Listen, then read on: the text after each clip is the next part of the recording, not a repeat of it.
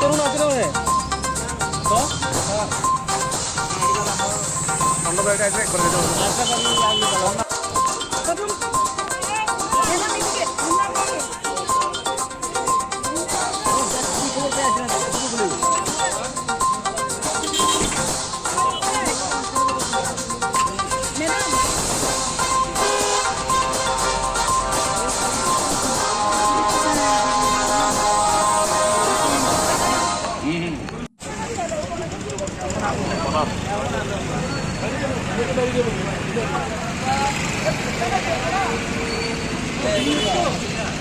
তো অনেক মাস ধরে আমরা এই খবরটা পাইছিলাম যে এখানে একটা কিছু খারাপ চলতেছে। তো বাড়ির মালিক ওইটা বুঝতে পারছে না, কিন্তু এখন যা দেখা গেছে আজকে অনেকজন মেয়ে ছেলে নিয়ে এখানে একটা আড্ডা চলতে আছে।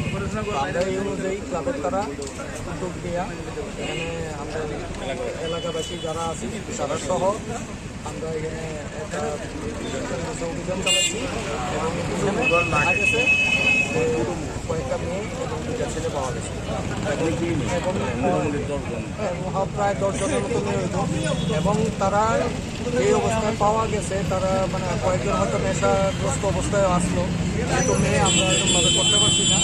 তো আমরা পুলিশের সাহায্য নিয়েছি এবং তারা স্বীকৃতি দিয়েছে যে তারা এর আগে এরকমভাবে ধরা হয়েছে তারা।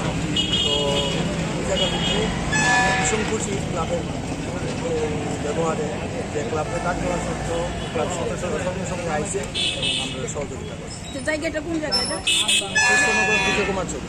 বাড়ি মালিকের নামটা কি ছিল এবং কতদিন ধরে তারা ভাড়া তারা 6 থেকে 7 মাস হইতো ভাড়া থাকতো আগে ওইদিকে, এখন তো 2-2.5 মাস হইতো এখানে আসে।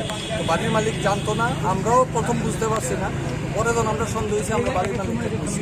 হওয়ার পরে বাড়ির মালিক ওয়ার্নিং দিছে, ওয়ার্নিং দেওয়ার পরে তারা তারপরেও উঠুন মুক্তাসি করতেছে। তো আজকে এই ঘটনাটা যখন হয়েছে তখন আমরা ক্লাবের তারপরে জানানো হয়েছে, ক্লাবের সবাই মিলেছিলাম, তারা দায়িত্ব দিয়েছিলাম।